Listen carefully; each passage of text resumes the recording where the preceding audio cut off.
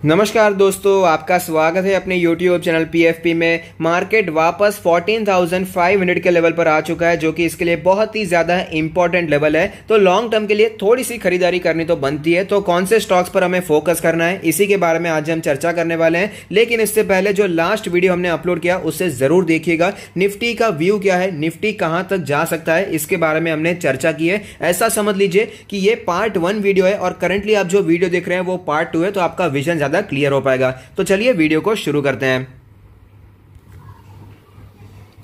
सबसे पहला स्टॉक है आईसीआईसीआई बैंक। 567 का लास्ट ट्रेडेड प्राइस है, जो कि 3% नीचे आता हुआ नजर आया। ऑलमोस्ट 4 लाख करोड़ की दिग्गज मार्केट कैप, 38 का इंडस्ट्री का पी, और ये हमें 27 के पी रेशियो पर अवेलेबल है। लेकिन जैसे कि मैंने आपको कई बार बताया, फाइनेंशियल स्टॉक्स को एनालाइज करते वक्त पीई रेशियो इंपॉर्टेंट तो होता है, लेकिन उससे कहीं ज्यादा इंपॉर्टेंट होता है price to book ratio.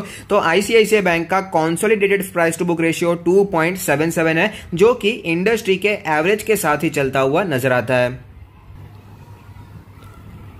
Stock फिलहाल 675 के आसपास पहुंच चुका था, अपना ऑल टाइम हाई बना चुका था, और वहां से हमें करेक्शन देखने को मिल रहा है। ऑलमोस्ट 15% स्टॉक हमें टूटता हुआ नजर आया। मार्केट में भी प्रेशर देखने को मिला था, और कल जो सुप्रीम कोर्ट का निर्णय आया है उसका भी हमें इफेक्ट देखने को मिल रहा है कि मॉरेटोरियम एक्सटेंड नहीं हो सकता, और साथ ही साथ इंटरेस्ट पर कंप्लीट वेव ऑफ देखने को नहीं मिलेगा। ये सब कुछ पॉजिटिव चीजें हमें देखने को मिली, लेकिन कुछ नेगेटिव चीजें भी देखने को मिली थी कि अब जो ये वेव ऑफ होगा नहीं होगा, उस पर क्लियरली इंपैक्ट नहीं आया। क्लियर इसका हमें दिखाई नहीं दे रहा है। अब क्या होगा ये अभी तक पूरा निर्णय आता हुआ नजर नहीं आया। और जो इंटरेस्ट ऑन इंटरेस्ट है, बोरोवर से आप ले नहीं सकते, लेकिन डिपॉजिटर्स को तो आपको इंटरेस्ट ऑन इंटरेस्ट देना पड़ेगा। तो ये कुछ नेगेटिव न्यूज़ भी है। तो इन सभी चीजों को मार्केट फैक्टर इन करने की कोशिश करता हुआ नजर आता है। और ये जो नए एनपीएस है वो अभी खुलते हुए नजर आएंगे। जैसे जैसे क्वार्टर रिजल्ट्स आएंगे हमें पता चलेगा कि रियल नंबर्स क्या है, एसेट क्वालिटी अभी फिलहाल कैसी है। क्योंकि सुप्रीम कोर्ट का जो निर्णय था उसके कारण Q3 तक तो रियल नंबर्स हमें दिखाई दिए ही नहीं, इसलिए एनपीएस आपको कम होते हुए नजर आए थे। तो ये कुछ प्रेशर है जो कि बैंकिंग सेक्टर पर नजर आ रहे हैं, इसी के कारण गिरावट भी दिखाई दे रही है। और आप देख पाएंगे ट्रेंड भी हमें टूटते हुए नजर आ रहे हैं। फिलहाल जो ट्रेंड बना हुआ था 20 डेज के मूविंग एवरेज पर ही स्टॉक सपोर्ट लेता था, और वापस तेजी कंटिन्यू रहती हुई नजर आ रही थी। लेकिन फिलहाल तो आईसीआईसीआई बैंक ने अपने 50 डेज के मूविंग एवरेज को भी तोड़ दिया है, और 4-5 दिन से उस लेवल से नीचे ही ट्रेड करता हुआ नजर आता है। तो ऐसे सिचुएशन में स्टॉक पर आप नजर बनाकर रख सकते हैं, बाइंग करने के बारे में सोच सकते हैं। एक इंपॉर्टेंट सपोर्ट नजदीक आ रहा है, और वो सपोर्ट है इसका पुराना ऑल टाइम हाई।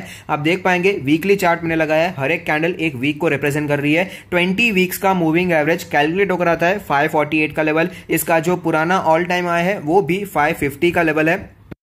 डेली अगर हम देखते हैं तो हमें पता चलता है इसका जो 100 डेज का मूविंग एवरेज है वो भी 548 का लेवल है, और पहले 550 के आसपास का लेवल एक स्ट्रॉन्ग रेजिस्टेंस की तरह भी दिखाई दिया था। तो ये जो पूरा जोन है टेक्निकली बहुत ही स्ट्रॉन्ग सपोर्ट जोन बनकर आता है। तो यहां पर आप खरीदारी करने के बारे में सोच सकते हैं। जो लोग आईसीआईसीआई बैंक को खरीदने के लिए बहुत ही तड़प रहे थे, एकदम तल पाप थे, यहां पर आप खरीदारी सकते हैं। बहुत लोग क्वेश्चन आंसर सेशन में यही पूछ रहे थे कि भाई साहब आईसीआईसीआई बैंक कब खरीदे कब खरीदे कब खरीदे। हर एक चीज का टाइम होता है, हर एक चीज की वैल्यू होती है। वहां पर खरीदोगे तो उसकी एक अच्छी इन्वेस्टमेंट वैल्यू निकल कर आती है। तो जैसे कि हमने डिस्कस किया, यहां पर आप खरीद सकते हैं। अगर आपको स्टॉक कहीं पर भी 550 एंड बिलो मिलता है तो यहां पर आप खरीदारी करने के बारे में सोच सकते हैं। बाय ऑन डिप्स की स्ट्रेटेजी यहां पर अपना सकते हैं।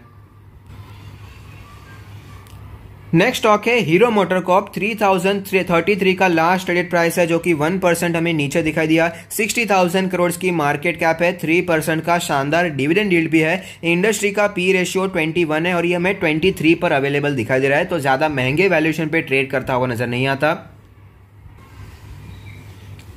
हीरो मोटरकॉर्प फिलहाल 3600 पर ट्रेड करता हुआ नजर आ रहा था, और फिलहाल हमें 3000 की रेंज में दिखाई दे रहा है। अपने 200 डेज के मूविंग एवरेज पर ट्रेड करता हुआ नजर आता है। इसके ऑल टाइम चार्ट के बारे में बात करें, जहां पर एक कैंडल 1 मंथ को रिप्रेजेंट करेगी, तो आप देख पाएंगे ओवरऑल सिचुएशन सुधरती हुई नजर आई है। हीरो मोटरकॉर्प, बजाज ऑटो, इनकी सिचुएशन सुधर चुकी है, क्योंकि कोविड-19 की वजह से जो पैसेंजर व्हीकल है उनकी डिमांड बढ़ गई है, और स्पेशली जो 2 व्हीलर है उनकी भी डिमांड बहुत ही अच्छी तरीके से बढ़ती हुई नजर आई है। तो इसके कारण स्टॉक में अच्छा अपमूव भी देखने को मिला। 1500 के लेवल से 3600 तक स्टॉक हमें जाता हुआ नजर आया था, और फिलहाल स्टॉक में गिरावट दिखाई दे रही है। गिरावट कह सकते हैं या फिर थोड़ा सा कंसोलिडेशन भी कह सकते हैं। आप देख पाएंगे पहले भी स्टॉक इसी जोन में फिलहाल हमें कुछ 6-7 महीनों से ट्रेड करता हुआ नजर आ रहा है। तो ये एक इंपॉर्टेंट जोन बन चुका है स्टॉक का। इसके जो मूविंग एवरेजेस है मंथली भी, वो भी 2900 के आसपास बनकर आते हैं। इसका 50 मंथ्स का और साथ ही साथ 20 मंथ्स का मूविंग एवरेज, दोनों ही 2900 के आसपास बनकर आते हैं। जाते हैं तो ये लेवल बहुत ही ज्यादा इंपॉर्टेंट लेवल कैलकुलेट होकर आता है। तो ऐसी सिचुएशन में मेरा मानना है यहाँ पर आप लॉन्ग टर्म के लिए खरीदारी करने के बारे में सोच सकते हैं।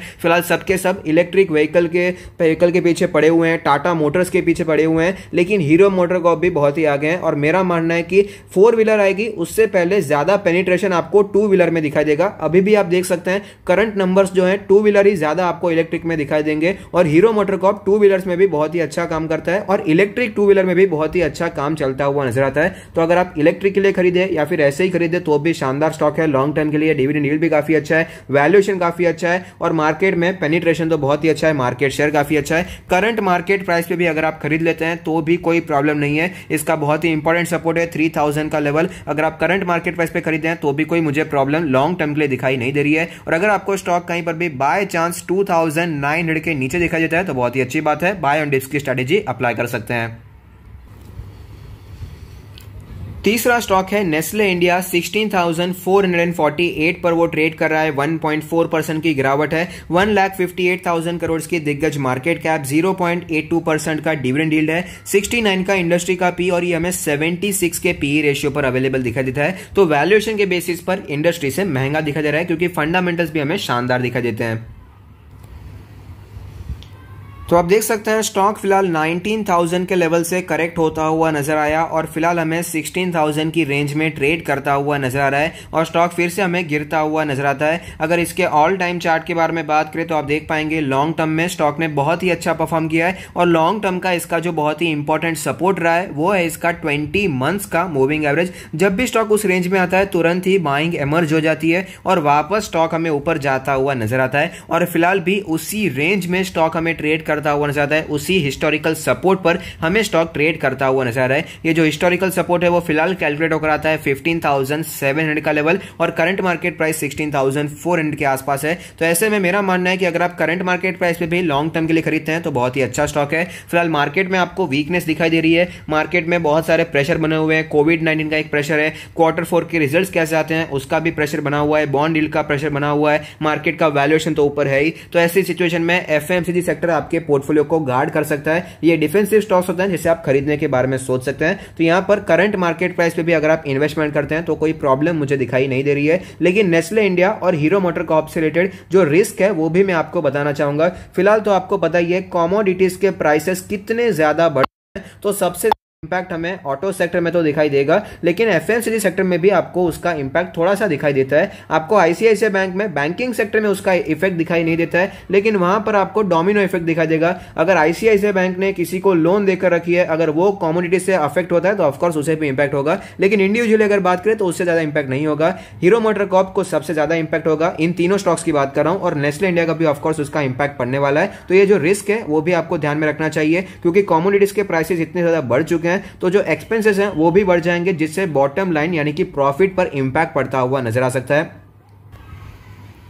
और लास्ट वीडियो में भी हमने ये डिस्कस किया था कि ये वन ऑफ द रीजंस हो सकता है कि जिसके कारण निफ्टी में हमें क्रैक देखने को मिले। तो ये तीनों स्टॉक्स में आप करंट मार्केट प्राइस पे भी खरीदारी करने के बारे में सोच सकते हैं, लेकिन जो एनालिसिस मैंने आपको लास्ट वीडियो में दिखाई जिसके कारण मार्केट हमें शायद नीचे आता हुआ नजर आए, तो ऐसी सिचुएशन में ये स्टॉक्स में अगर ये तीनों स्टॉक्स में अगर 5% से ज्यादा 5-10% का करेक्शन हो जाता है तो बहुत ही अच्छी बात है। यहां पर दबाकर आप लॉन्ग टर्म के लिए माल खरीदने के बारे में सोच सकते हैं, अपने पोर्टफोलियो में तीनों स्टॉक्स को ऐड कर सकते हैं। और साथ ही साथ अगर आप अपना पोर्टफोलियो हमसे रिव्यू करवाना चाहते हैं तो उसका लिंक भी हमने डिस्क्रिप्शन बॉक्स में दे दिया है। तो अगर आपको वीडियो पसंद आता है तो लाइक कीजिए, शेयर कीजिए, कमेंट कीजिए, सब्सक्राइब कीजिए और मुझे मोटिवेट कीजिए। Thank you, stay happy, happy investing.